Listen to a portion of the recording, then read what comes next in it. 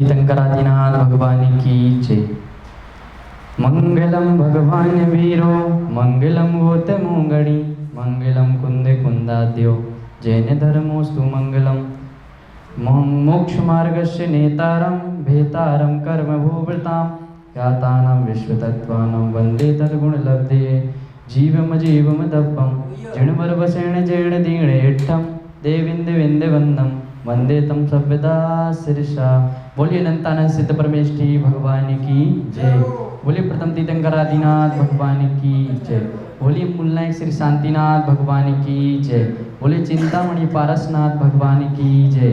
वर्तमान शासन नायक श्री महावीर भगवान की जय। बोलिए जिनवाणी माता की जय। आचार्य श्री उमा स्वामी जी महाराज की जय। चारित्र चक्रवर्ती श्री शांति सागर जी महाराज की जय। बोलिए आचार्य गुरु विद्यासागर जी महामुनि राज की जय। समस्त मुनि संघ की जय। कल हमने दूसरे अध्याय में विशेष अध्ययन किया था, विशेष चर्चाएं की थी, जिसमें हमने आपको कुछ मति ज्ञान, अवधि ज्ञान, दो प्रकार के ज्ञानों के बारे में बताया था, जिसमें एक तो था ज्ञान और एक अज्ञान। तो जो ज्ञान होता है वह चार प्रकार का होता है: मति ज्ञान, श्रुति ज्ञान, अवधि ज्ञान और मनापर्य ज्ञान। और अज्ञान कुमति ज्ञान, कुश्रुत ज्ञान और कुअवधि ज्ञान। तो जो अज्ञान होते हैं वह तीन प्रकार के होते हैं, और जो ज्ञान होते हैं वह कितने प्रकार के होते हैं? चार प्रकार के होते हैं। तो यहाँ पर चर्चा कर रहे थे हम ज्ञान और अज्ञान की। तो जिसमें से कल हमने पढ़ लिया था लेश्याएँ। लेश्याँ 6 प्रकार की होती हैं, 3 शुभ होती हैं और 3 अशुभ होती हैं। जिसमें से 6 लेश्याँ होती हैं कृष्ण, नील, कापोद। यह 3 तो होती हैं अशुभ, और पीत, पद्म और शुक्ल यह सब तीनों शुभ होती हैं। यह हमने लेश्याँ और ज्ञान और अज्ञान के बारे में हमने कल अध्ययन कर लिया था। आज हम संसारिणी शस्त्र स्थावरा मतलब स्थावर के बारे में आज हम 12वीं गाथा में पढ़ेंगे। तो कल 11 गाथाओं तक का अध्ययन हो चुका था। आज हम 12वीं गाथा पर विशेष चर्चा करेंगे। 12वीं गाथा इस प्रकार है: संसारिणस्त्र स्थावरा। संसारिणा संसारी जीव, संसारिणा संसारी जीव। कितने प्रकार के जीव होते हैं? एक संसारी जीव और एक मुक्त जीव। जो इस संसार में रहकर 8 कर्मों का नष्ट नहीं कर रहा है, अर्थात 8 कर्मों से रहित नहीं है, जो इस संसार में 84 लाख योनियों से भटकता आ रहा है, जो इस संसार के सुख दुख का अनुभव कर रहा है, वह संसारी जीव है। जिनने 4 घातीय कर्मों को नष्ट करके अर्थात सिद्ध बन गए हैं, जो इस संसार में कभी लौट कर नहीं आएंगे, ऐसे हमारे मुक्त जीव। तो कल चर्चा करी थी हमने संसारी जीव और मुक्त जीव। तो यहाँ पर बताया गया है संसारिणा संसारी जीव, त्रस स्थावरा, त्रस और स्थावर के भेद से। एक त्रस जीव होते हैं और एक स्थावर। तो जो संसारी जीव त्रस और स्थावर के भेद से 2 प्रकार के होते हैं। त्रस स्थावर से श्रेष्ठ होते हैं, क्योंकि उनमें आत्मा के सभी उपयोग भी पाए जा सकते हैं, अर्थात वह त्रस और स्थावर कहलाते हैं। पृथ्वी व्यक्तेजो वायु वनस्पतिया स्थावरा। यहाँ पर स्थावर जीवों के वर्णन कर दिया गया है कि पृथ्वी जीव, अग्नि जीव, वायु का एक जीव, वनस्पति का एक जीव, यहाँ पर जो जल का एक जीव, इस प्रकार के यहाँ पर स्थावर जीवों का वर्णन किया है। पृथ्वी व्यप अर्थ पृथ्वी कायक, जल कायक। अप का मतलब होता है जल। अप का शुद्ध हिंदी अर्थ जल। तेजो यानी अग्नि, अग्नि कायक जीव। कितने प्रकार के जीव हो गए? पृथ्वी कायक, जल कायक, अग्नि कायक। और ये कितने हो गए? 3 हो गए। अब 2 और हैं स्थावर, 5 होते हैं ना। तो वायु कायक वायु यानी वायु कायक और वनस्पति वनस्पति कायक जीव, ये 5 प्रकार के स्थावर जीव होते हैं। तो स्थावरा के 5 प्रकार के जीव होते हैं। अर्थात यहाँ पर उन्हें स्थावर जीव के भेद से जाना जाता है। कौन कौन से? पृथ्वी कायक, जल कायक और अग्नि कायक और वायु कायक और वनस्पति कायक। जो जीव पृथ्वी का शरीर धारण करता है वह पृथ्वी कायक जीव कहलाता है।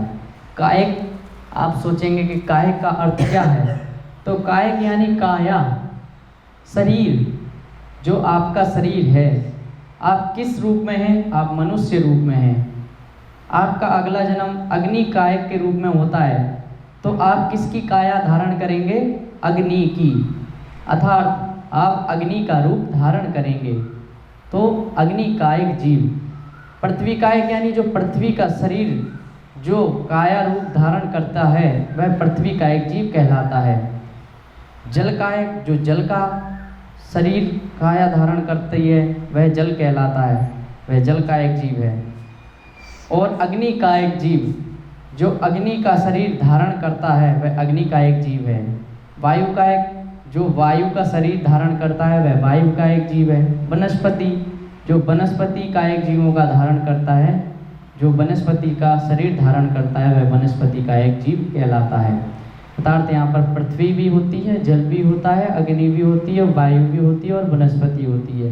ये 5 प्रकार की प्रकृति संपदाएं होती हैं जो स्थावर जीव के नाम के भेद से जानी जाती हैं। स्थावर नामकरण के उदय से एक इंद्रिय जीव पृथ्वी जिनका शरीर है, पृथ्वी का क्या है? एक इंद्रिय जीव है। पृथ्वी का कितने इंद्रिय जीव है? आप कितने इंद्रिय जीव हैं? आप 5 इंद्रिय जीव हैं। आपके स्पर्श है, आपका शरीर है। दूसरा रचना, आपकी जीभ भी है, जीव्या। तीसरा स्पर्शन रचना घ्राण, आपकी नाक भी है। चौथा चक्षु, आपकी आँखें भी हैं। कर्ण, आपका कान भी है। अर्थात यह आप 5 इंद्रियों से प्राप्त प्रफुल्लित हैं।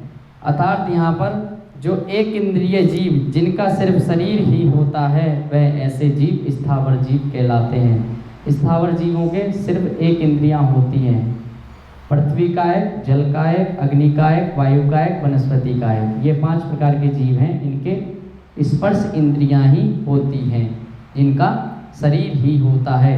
ना ही उनकी जीव होती है, ना ही वह देख सकती है, ना ही वह सूंघ सकती है, ना ही वह सुन सकती है। तो वह 4 इंद्रियों से रहित है, उनके 4 इंद्रियां नहीं होती हैं। ऐसी हमारे 5 स्थावर जीव होते हैं। नोट, जैसे जल, जल क्या होते हैं? हाइड्रोजन, ऑक्सीजन, ये सब जल की अवस्थाएं में आ जाते हैं।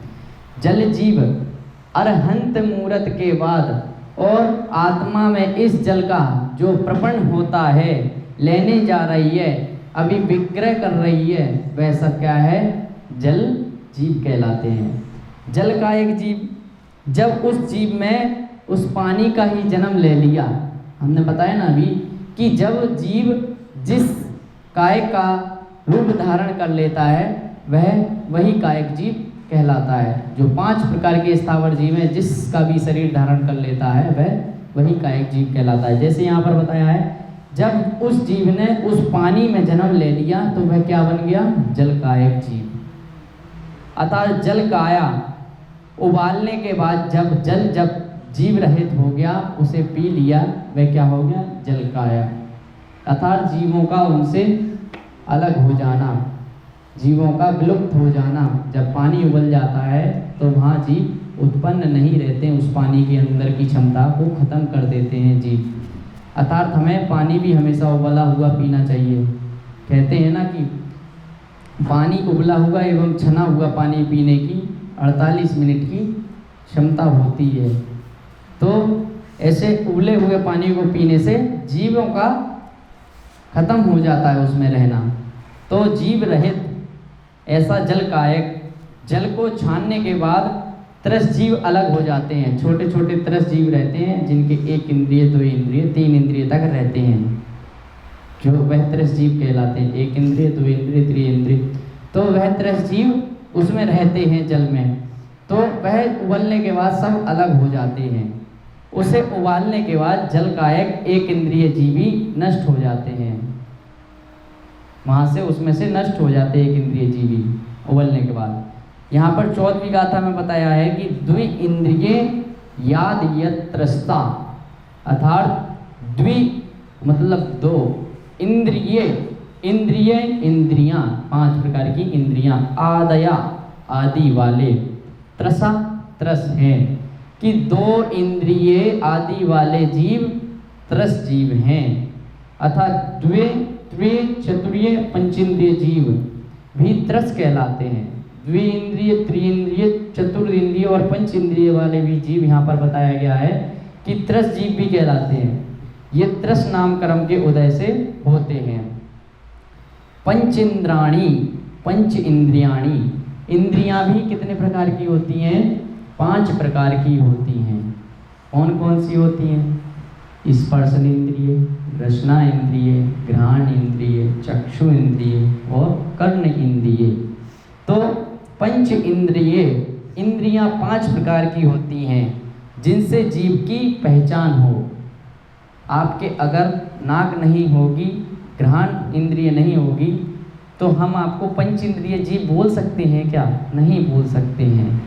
अर्थात आपके शरीर के अंदर घ्राण इंद्रिय नहीं है तो हम आपको चतुर्थ इंद्रिय जीव कहेंगे। अर्थात जिनके एक कर्ण इंद्रियां नहीं हैं, किसी के कान नहीं होते हैं, तो उसे कर्ण इंद्रियां, उसे 4 इंद्रियां ही जीव कहेंगे। अर्थात जिसके 3 इंद्रियां हैं, कर्ण और चक्षु ही नहीं है, तो उसे त्रिइंद्रिय, जिसके 2 हैं उसे द्विइंद्रिय, जिसके 1 है उसे स्थावर जीव की रूप में माना जाएगा। जिस प्रकार पृथ्वी का है, जल का है, अग्नि का है, वायु का है, वनस्पति का है ना। तो उन्हें इंद्रियां कहते हैं। स्पर्शन, रसना, घ्राण, चक्षु, कर्ण, ये 5 प्रकार की इंद्रियां यहाँ पर बता दी गई हैं। दिव्य धानी, 16वीं गाथा में दिव्य धानी, वे प्रत्येक 5 इंद्रियां प्रत्येक 2-2 प्रकार की द्विविध 2 प्रकार की विधि से बताई गई हैं। यहाँ पर 2 इंद्रियां बताई गई हैं। एक तो होती है द्रव्य इंद्रिय और दूसरा भाव इंद्रिय। नाम कर्म के उदय से जो उत्पन्न होती है वह द्रव्य इंद्रिय। भाव इंद्रिय ज्ञानावरणी कर्म के क्षयोपशम से उत्पन्न हुआ हो वह भाव इंद्रिय है। कितने प्रकार की इंद्रियां बताई गई हैं यहाँ पर? प्रत्येक दिव्य ध्वनि में भाव इंद्रिय और द्रव्य इंद्रिय जो नाम कर्म के उदय से उत्पन्न हुई हो। 8 कर्म में एक कर्म आता है नाम कर्म। तो जो नाम कर्म के उदय से प्राप्त हुई हो वह द्रव्य इंद्रिय, और जो ज्ञानावरणी कर्म के उदय से उनके क्षयोपशम से उत्पन्न हुई हो वह भाव इंद्रिय। क्या कितनी प्रकार की यहाँ पर बताई गई हैं इंद्रियां? 2 प्रकार की, द्रव्य इंद्रिय और भाव इंद्रिय। अब यहाँ पर 17वीं गाथा में बताया गया है निवृत्ति उपकरणे द्रव्य इंद्रियम, निर्वृत्ति उपकरणे द्रव्य इंद्रियम। निर्वृत्ति और उपकरण का द्रव्य इंद्रिय कहते हैं, निर्वृत्ति और उपकरण का इंद्रिय द्रव्य इंद्रिय कहते हैं। द्रव्य इंद्रिय नाम कर्म के उदय से होने वाली रचना होती है। द्रव्य इंद्रिय 2 प्रकार की होती हैं, निवृत्ति और उपकरण। तो यहाँ पर 2 प्रकार की रचना बताई गई हैं द्रव्य इंद्रिय के हिसाब से। 2 प्रकार की होती हैं जो यहाँ पर हमने शुरू में चर्चा करी ना 16वीं गाथा में। दिव्य धानी जो कि 2 इंद्रियां होती हैं, द्रव्य इंद्रिय और भाव इंद्रिय। अब 17वीं गाथा में बता रहे हैं कि द्रव्य इंद्रिय की भी 2 भाव होते हैं। कौन कौन से? निर्वृत्ति और उपकरण। द्रव्य इंद्रिय के भी 2 भेद होते हैं, निर्वृत्ति और उपकरण। निर्वृत्ति जिसकी रचना, बनावट अर्थात वह निर्माण, वह निर्वृत्ति, सीधा सीधा अर्थ है उसका। तो निर्वृत्ति बनावट अर्थात उत्पन्न, रचना आदि। उपकरण जो उस बनावट का प्रकार हो। जिस प्रकार हमने एक मूर्ति बनाई, मूर्ति का आकार बना दिया, उस वह क्या कहलाया? उपकरण। अर्थात उसका हमने रूप बना दिया, वह उपकरण हो गया। अर्थात रचना, हमने एक मिट्टी ली, पत्थर लिए, उससे हमने मूर्ति की रचना करी, उन दोनों को मिलाकर निवृत्ति और उपकरण का भेद कहा जाएगा। जिस प्रकार यहाँ पर निवृत्ति भी दो प्रकार की होती है। अभी द्रव्य की चर्चा कर रहे थे कि द्रव्य इंद्रियां भी दो प्रकार की होती हैं। कौन कौन सी? निवृत्ति और उपकरण। और अब इसके अंदर भी दो प्रकार की होती है। निवृत्ति के भेद होते हैं, तो वह भी दो प्रकार के होते हैं, बाह्य और आभ्यंतर। कौन कौन सी? बाह्य निवृत्ति और आभ्यंतर निवृत्ति। तो यहाँ पर दो प्रकार की वह भी बताई गई हैं।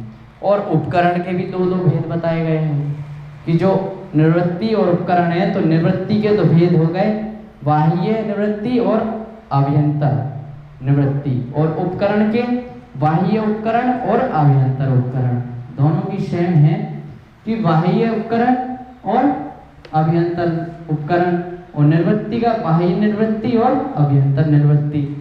तो उदाहरण में जैसे आँख यानी चक्षु इंद्रिय, काले रंग का गोला, जिस प्रकार काले रंग का गोला होता है, उसे हम देखते रहें तो उसमें हमें क्या सफ़ेद नज़र आएगा? क्या नहीं आएगा। जिस प्रकार काला रंग का गोला है तो वह काला ही कहा जाएगा, वहाँ पर उसकी कोई रचना नहीं हुई है, अर्थात सफ़ेद रंग की रचना नहीं हुई है, वह निवृत्ति है। निवृत्ति यानी बनावट, रचना। जिसकी रचना हो वह उपकरण के रूप में आ जाता है। अर्थात आँख, चक्षु इंद्रिय, काले रंग का गोला, बाह्य निवृत्ति। उसके अंदर की जो आत्मा प्रदेश है, जो देखने का काम करते हैं, जो अपनी अंदर की जो शक्ति है, जो उस गोले को देख रही है, जो उसे परख रही है, यहाँ से बैठे बैठे उसको देखने की शक्ति रख रही है, जो गोले की अंदर की शक्ति है, वह उससे वहाँ तक देखने की शक्ति को कैच कर रही है, अर्थात वह आभ्यंतर निवृत्ति है। जो बाह्य निवृत्ति है वह तो सिर्फ काले रंग को गोला देख लिया यहाँ से कि वो काले रंग का गोला ही है। अब उसको परखने की, अर्थात उसके अंदर देखने की, इसके अंदर सफ़ेद कोई रंग तो नहीं है, थोड़ा सा बिंदु तो नहीं है, पॉइंट तो नहीं है, उसे देखने की शक्ति, अर्थात जो हमारी गोले की शक्ति घूम रही है कि हाँ उसके अंदर देखें हम।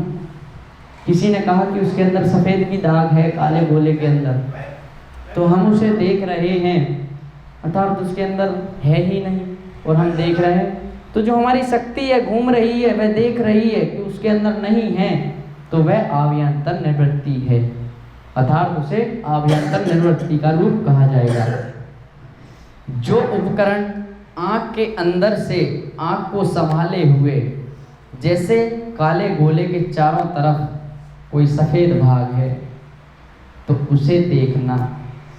जिस प्रकार काला गोला है, उसकी सतह पर चारों ओर, गोले की बनावट की चारों ओर वहाँ पर सफ़ेद लाइन है, वह हमें थोड़ी थोड़ी दिख रही है, अर्थात बाह्य रूप से दिख रही है। बाह्य यानी बाहरी रूप से दिख रही है, अर्थात वह दिख तो रही है लेकिन साफ साफ नज़र नहीं आ रही है।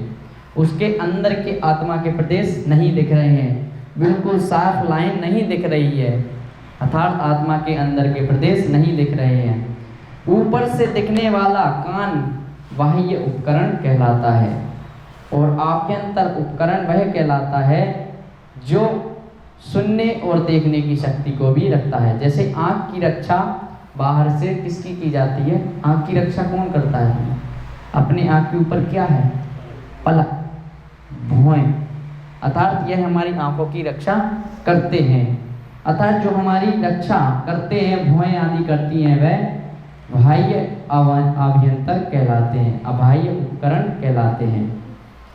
दूसरा यहाँ पर बताया कर्ण इंद्रिय, जो पर्दे के बीच का स्थान बाह्य निवृत्ति कहलाता है। जो पर्दे के बीच का स्थान जो होता है वह बाह्य निर्वृत्ति। अभी इसके अंदर भी कुछ होते हैं, कान के अंदर और भी, हमारे शरीर के अंदर और भी उपकरण होते हैं।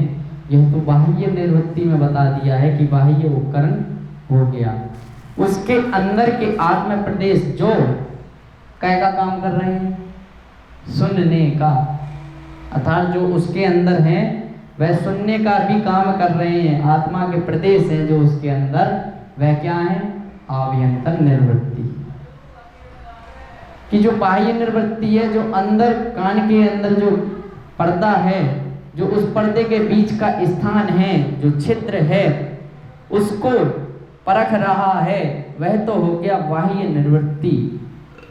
और जो उसके अंदर सुनने की शक्ति को उत्पन्न कर रहा है, यानी आत्मा के प्रदेशों को बाहर निकाल रहा है, वह क्या है, आभ्यंतर निर्वृत्ति। तो यहाँ पर बाह्य निर्वृत्ति और दो आभ्यंतर निर्वृत्ति, बाह्य उपकरण और आभ्यंतर उपकरण, यहाँ पर दो भेद बताए हैं। जो बाह्य निर्वृत्ति है वह पुद्गल यानी अजीब, पुद्गल क्या होते हैं, अजीब। आभ्यंतर निवृत्ति आत्म प्रदेश में जो जीव उत्पन्न हुए हों वह आभ्यंतर निवृत्ति कहलाएगा। उपकरण बाह्य और आभ्यंतर दोनों पुद्गल, बाह्य और आभ्यंतर क्या हो गए, पुद्गल। पहले यहाँ पर बताया पुद्गल अजीब है बाह्य में, और आभ्यंतर जो है वह हो गया आत्मा प्रदेश में, वह आत्मा के प्रदेश, आत्मा रूपी कर्म, अर्थात जो हमारे आत्मा में कर्म आ रहे हैं, अच्छे बुरे जिस प्रकार के भी हो रहे हैं, वह आभ्यंतर निवृत्ति आत्म प्रदेश। और जो बाह्य, जो बाहरी रूप से कर्म किए जा रहे हैं, वह बाह्य निवृत्ति में आ जाएंगे। जैसे कोई मनुष्य है, भले ही कोई इंद्रिय काम नहीं कर रही है, तब भी वह पंचेंद्रिय ही माना जाएगा। कई लोगों के सुनने में कर्ण इंद्रिय जो होती है, कान, उन्हें नहीं सुनाई दिया जाता है, उसे सुना नहीं दिया जाता है। तो बोल दो विजय को, तो जिसके कान को सुनाई नहीं देता है, उसे क्या हम पंचेंद्रिय जीव नहीं कहेंगे, क्या कहेंगे? उसके कर्ण इंद्रियां हैं, अर्थात उसे भी पंच इंद्रिय जीव ही माना जाएगा। भले ही उसे सुनाई नहीं दे रहा हो, लेकिन उसके कान का आकार तो है ना, कान की वर्ण रूपरेखा तो है ना, कर्ण के अंदर उपकरण तो है ना, उसका जो उपकरण है वह किसी न किसी वजह से कम है, उसे सुनाई नहीं देता है, अर्थात वह पंच इंद्रिय जीव ही माना जाएगा। अर्थात तुम उसे चार इंद्रिय जीव नहीं कह सकते। अर्थात हम उसे मक्खी मच्छर, अर्थात मक्खी मच्छर जो होते हैं वह चार इंद्रिय जीव में आ जाते हैं, तो हम उन्हें उस इंद्रिय की लिस्ट में नहीं रखेंगे, अर्थात उसकी प्रकृति में नहीं रखेंगे, हम उसे पंच इंद्रिय ही रूपरेखा में रखेंगे। किसी की आंख निकाल दी जाए तो वह भी पंच इंद्रिय का ही रूप माना जाए। क्यों? क्योंकि उसका आकार तो है ना, उसका आकार तो है ना, आँख का, आँख की अंदर का उपकरण चला गया कोई नहीं, लेकिन उसकी आँख की बनावट का रूप तो दे रखा है ना भगवान ने, तो वह भी पंच इंद्रिय जीव ही माना जाए। जो भगवान के द्वारा दिए गई जो जितनी भी इंद्रियां हैं वह पंच इंद्रिय में ही गिनी जाएंगी। अर्थात किन्हीं किन्हीं जीवों के सूंघने की शक्ति नहीं होती है, घ्राण इंद्रिय, जिस प्रकार केंचुआ वह चख तो सकता है, चल तो सकता है स्पर्श इंद्रिय से, लेकिन सूंघ नहीं सकता है, तो वह किस इंद्रिय जीव में आएगा? वह द्वि इंद्रिय जीव में आ जाता है केंचुआ। जो भौरा ततैया हैं वह कर्ण इंद्रियां नहीं होती हैं, उनके कान नहीं होते हैं। जो भौरा ततैया है ना, ततैया पीले से रंग की ततैया होती है ना, वह उसके कर्ण इंद्रियां नहीं होती हैं, तो वह चार इंद्रिय जीव में आ जाएंगे। किन्हीं किन्हीं की आंखें नहीं होती, किन्हीं किन्हीं की नाक में सुगंध नहीं आती है, किसी को स्वाद नहीं आता है, तो हम उनको 5 इंद्रिय ही जीव कहेंगे। भले ही उन्हें किसी प्रकार की एक्टिविटी ना हो रही हो, लेकिन वह उनका काम नहीं कर रहा हो, कोई भी शरीर का 5 अंगों 5 इंद्रियों में से कोई भी इंद्रिय काम नहीं कर रही हो, लेकिन है तो उनकी इंद्रियों में ही, तो वह पंचेंद्रिय जीव ही माने जाएंगे। अर्थात जैसे अंधा, मोतियाबिंद इत्यादि से पीड़ित व्यक्ति, उसकी बाह्य निवृत्ति में दोष हो सकता है, उसकी बाह्य निवृत्ति में दोष हो सकता है, परंतु आत्म प्रदेश अर्थात अभ्यंतर निवृत्ति हमेशा ठीक होगी, चूँकि वह बाह्य निवृत्ति की सहायता से ही देख सकता है। यहाँ पर भी वही बात बताई है जो हमने बताई है आपको कि अंधा, मोतियाबिंद इत्यादि से पीड़ित व्यक्ति, उसकी बाह्य निवृत्ति से दोष हो सकता है, उसे किसी कारण सुनाई ना दे रहा हो, किसी उसका पॉइंट जो है वो ढीला हो चुका हो, कुछ उसके अंदर की शक्ति जो है वह काम नहीं कर रही हो, कुछ उसका पर्दे में दिक्कत हो, कान का पर्दा होता है उसमें कुछ दिक्कत हो, तो वह बाह्य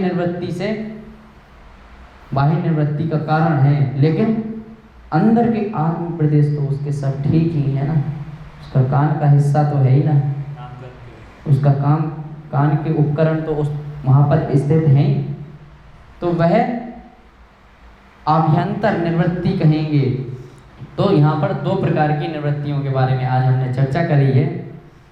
लब्धि उपयोगो भावे इंद्रियम, लब्धि और उपयोग के भाव इंद्रियां कहते हैं। किसको कहते हैं? लब्धि और उपयोग को भी इंद्रिय कहते हैं, भाव इंद्रिय कहते हैं। लब्धि इंद्रिय के बारे में हम चर्चा करेंगे कि लब्धि इंद्रिय क्या कहलाती है। जो ज्ञानावरणी कर्म के क्षयोपशम से जो शक्ति प्राप्त हुई हो, ज्ञानावरणी कर्म 8 होते हैं, जो कि पहला कर्म ज्ञानावरणी कर्म ही होता है। ज्ञानावरणी, दर्शनावरणी, वेदनी, आयु, नाम, बोध, अंतराय, ऐसे हमारे 8 कर्म होते हैं, जो कि ज्ञानावरणी कर्म के क्षयोपशम से जो शक्ति प्राप्त हुई हो वह लब्धि कहलाती है। और उपयोग, उस शक्ति के व्यापार को उपयोग कहते हैं। जो उस शक्ति का उपयोग हो रहा हो, वह व्यापार में आ रहा हो, वह उपयोग ही कहलाता है। यहाँ पर चर्चा की गई है अर्थात तदनुसार कार्य होना। अन्य शब्दों में लब्धि के निमित्त से होने वाले आत्मा के परिणाम को उपयोग कहते हैं। क्या बताया गया यहाँ पर? जो अन्य शब्दों में लब्धि से निमित्त हुआ होना, अर्थात उसका उत्पन्न होना, आत्मा के परिणाम में उसका आ जाना, कर्मों का आत्मा में आना आश्रव कहलाता है। अर्थात उन कर्मों का आना, रुक जाना बंध कहलाता है। और आत्मा में कर्मों का मिल जाना संवर कहलाता है। और धीरे धीरे धीरे आत्मा के प्रदेशों का क्षय हो जाना निर्जरा कहलाता है। और पूर्णतया कर्मों का क्षय हो गया तो वह मोक्ष कहलाता है। तो यहाँ पर 6 द्रव्य हैं ये। तो यहाँ पर उनकी चर्चा से भी कहा गया है निमित्त होने वाले आत्मा के परिणाम को उपयोग कहते हैं। 19वीं बात हमें बताया गया स्पर्शन रसना घ्राण चक्षु श्रोत्राणि। स्पर्शन इंद्रिय शरीर, रसना इंद्रिय जिह्वा, घ्राण नाक, चक्षु आँख, श्रोत्राणि कर्ण कान। तो स्पर्शन यानी त्वचा, त्वचा यानी शरीर, अर्थात जिसके द्वारा हल्का भारी, रूखा चिकना, ठंडा नरम, गरम नरमा का ज्ञान होता है, वह स्पर्शन इंद्रिय कहलाती है। जिस प्रकार हम आपके हाथ में बर्फ रख दें तो कैसा अनुभव करेंगे आप? गरम या ठंडा? जिस प्रकार हम आपके हाथ पर घी रख दें तो वह कैसा लगेगा आपको? चिकना या नरम? चिकना लगेगा। रूखा बालू को रख दें तो वह कैसी लगेगी? बालू यानी रेत, वह रूखी रूखी सी लगेगी, अलग टाइप की लगेगी। अर्थात नरम रुई रख दें आपके हाथ में तो वह कैसी लगेगी आपको? नरम। अर्थात हमें इस त्वचा से पता लग रहा है। अगर आप उसी चीज को, बर्फ को यहाँ या आग को या घी को यहाँ पर जीभ पर रखें तो पता लगेगा क्या? नहीं पता लगेगा। वह तो जिह्वा में तो स्वाद के लिए है, वह थोड़ी ना ठंडे गरम का। वह तो त्वचा अपनी देखी जाएगी कि वह ठंडा है, गरम है, क्या है। जीभ भी अनुभव करती है, लेकिन वह त्वचा के रूप में ही आती है। आप कहें कि हम ठंडा कुछ खाना खाते हैं तो वह जीभ से ही तो पता लगता है, लेकिन वह भी त्वचा की श्रेणी में ही आ जाती है। रसना इंद्रिय जो होती है वह भी त्वचा की श्रेणी में ही मानी जाती है। रसना दूसरा इंद्रिय है, रसना यानी जीभ, जिसके द्वारा वस्तुओं के रस का ज्ञान होता है, जैसे खट्टा, मीठा, नमकीन आदि इत्यादि। जिस प्रकार हम आपको आम दे दें, कच्चा आम, आपको कैसा लगेगा? मीठा या खट्टा? खट्टा लगेगा। तो हमें किस चीज़ से पता लगा? वह रसना से, जीभ से। आप कच्चे आम को सूंघ के बता सकते हैं क्या वह खट्टा है या मीठा है? नहीं बता सकते हैं ना। क्यों? आप जब उसे चखेंगे जब भी तो पता लगेगा कि इसके स्वाद का ज्ञान क्या है, यह खट्टा है या मीठा है। आप अने आम तो देख लिया यह कच्चा है, लेकिन कुछ कच्चे आम भी मीठे निकलते हैं। तो जब हम उसका स्वाद लेंगे, उसका ज्ञान होगा, तो वह रसना इंद्रिय कहलाती है।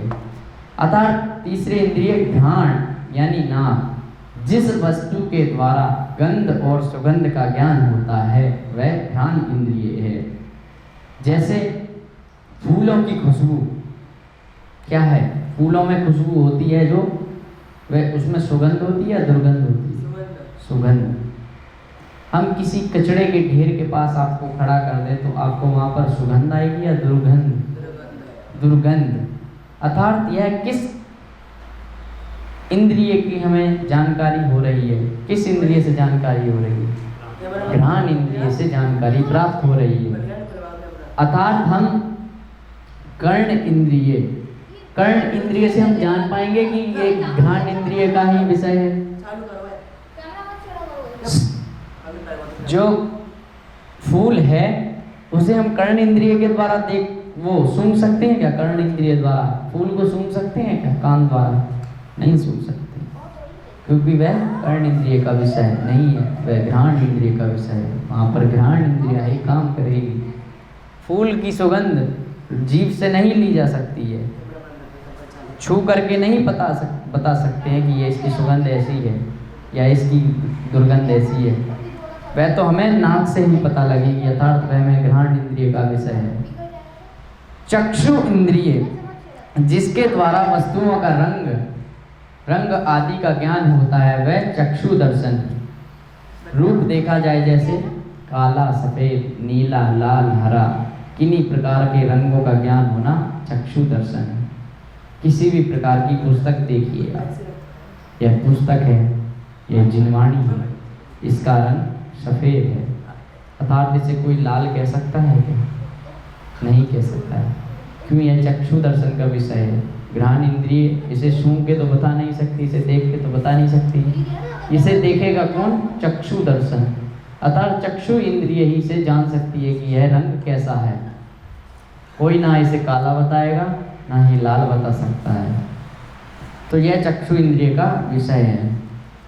श्रोत्र यानी कर्ण, श्रोत्र यानी कर्ण और कर्ण यानी कान, जिसके द्वारा शब्द सुने जाते हैं, जिसके द्वारा शब्दों का ज्ञान होता है, जान सकते हैं कि यह वह शब्द हैं।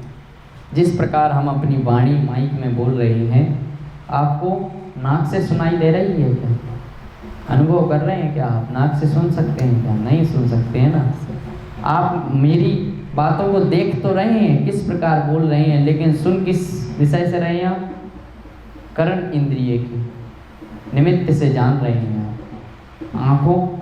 आँखों से तो आपको दिख रहा है कि यह शब्द बोल रहे हैं, ए बोल रहे हैं, तो ए होंठों और जीभ और दांतों की कंठ से जो निकला हुआ शब्द है वह बोल रहे हैं, वह देख रहे हैं आप, वह चक्षु की इंद्रिय के विषय से देख रहे हैं, लेकिन सुन किस चीज़ से रहे हैं आप?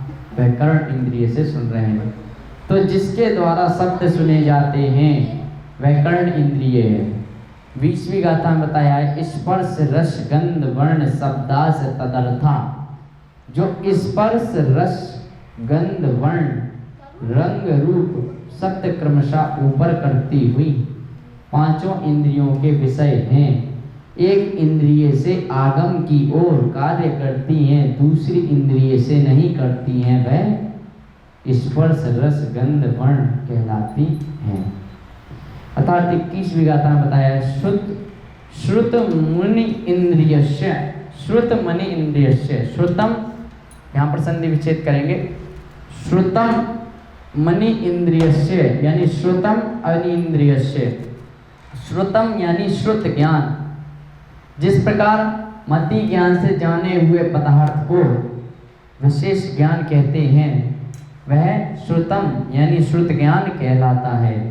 अनिंद्रियस्य जो मन का विषय है, जो मन के द्वारा इंद्रियों के रहित को जानता है। अनिंद्रिय जो सिर्फ मन से जाना जा सकता है, जो पांचों इंद्रियों से नहीं जाना सकता है, वह अनिंद्रिय यहाँ पर साफ शब्दों में बताया गया है। जो साफ शब्दों में बताया गया अनिंद्रिय अर्थात पांचों इंद्रियों से रहित। अनिंद्रिय सिर्फ किससे जान सकता है? मन से।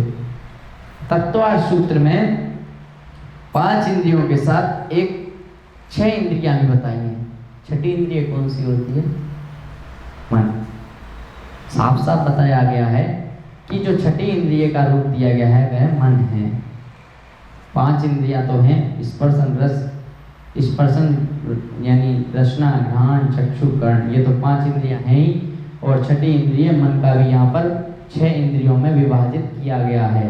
अर्थात श्रुतम श्रुत ज्ञान मति ज्ञान से जान हुए पदार्थ का विशेष ज्ञान और एन इंद्रिय से मन का विषय अर्थात श्रुत ज्ञान के मन के द्वारा जाना हुआ। वह सामान्य श्रुत ज्ञान संगी अर्थात मन से रहित वह श्रुत ज्ञान, ऐसा श्रुत ज्ञान मना पर्याय ज्ञान, अवधि ज्ञान और केवल ज्ञान, यह 4 प्रकार के ज्ञान बताए गए हैं। और अज्ञान कुमति कुश्रुत और कुअवधि, ये 3 प्रकार के अज्ञान होते हैं। ज्ञान तो 5 प्रकार के होते हैं, लेकिन जो पूर्णतया प्राप्त नहीं होते, हमें मनापर्य ज्ञान भी हम प्राप्त कर सकते हैं, अवधि ज्ञान भी प्राप्त कर सकते हैं। और मन श्रुत मना श्रुत अवधि मना पर्य ज्ञान केवल ज्ञानी अर्थात केवल ज्ञान हम प्राप्त नहीं कर सकते हैं। इस भव पंचम काल में हम केवल ज्ञान प्राप्त नहीं कर सकते हैं। अगर हमने 4 ज्ञान भी प्राप्त कर लिए तो हमने अपनी मोक्ष महल की सीढ़ी तक पहुंच गए हैं। मोक्ष महल की सीढ़ी तक पहुंच गए तो हमें स्वर्ग तो मिल ही जाएगा, अर्थात हम वहाँ से मोक्ष के द्वार पर पहुंच जाएंगे। अगर हमने ये 4 ज्ञान भी प्राप्त कर लिए तो हम मोक्ष के द्वार पर पहुंच सकते हैं, लेकिन वह 4 ज्ञान भी पाना बहुत कठिन है। उसके लिए तप स्वाध्याय अर्थात बहुत सारी हमें त्याग चीज़ों का करना पड़ेगा। जब तक हम सम्यक दर्शन, सम्यक ज्ञान, सम्यक चारित्र, इन तीनों रत्नत्रयों को नहीं पाल लेंगे, तब तक हम इन ज्ञानों को नहीं पा सकते हैं। तो आज के लिए हम अपनी वाणी को यहीं विराम देते हैं। मिथ्यातम नाशवे को ज्ञान के प्रकाश वे को आपा परिवास वे को ज्ञानी सुख वाणी है। क्षय द्रव्य जान वे को बंदे विधिमान वे को स्वपर पहचान वे को प्रणव में प्रमाणी है। अनुभव बताव वे को जीव के जताए वे को काहू न सताए वे को भव्य उदयानी है। जहाँ तहाँ तार वे को पार के उतार वे को सुख विषेतार वे यही जिन वाणी है। हे जिन वाणी भारती तो हे जपो दिन रैन, जो तेरी शरण आ गए सो पावे सुख चैन। जा वाणी के ज्ञान ते सूझे लोकालो, सो वाणी मस्तक नमो सदा दे तो हूँ। बोले अनंतानंद सिद्ध परमेष्टि भगवान की जय। प्रथम तीर्थंकर आदिनाथ भगवान की जय। मूल नायक विराजमान श्री शांतिनाथ भगवान की जय। बोलिए तीर्थंकर श्री पार्श्वनाथ भगवान की जय। बोलिए वर्तमान शासन नायक श्री महावीर भगवान की जय। जिनवाणी माता की जय। आचार्य श्री उमा स्वामी जी महाराज की जय। चारित्र चक्रवर्ती श्री शांति सागर जी महाराज की जय। परम पूज्य आचार्य गुरु और विद्या सागर जी महामुनिराज की जय। समस्त मुनि संघ की जय। सभी को सादर जय जय।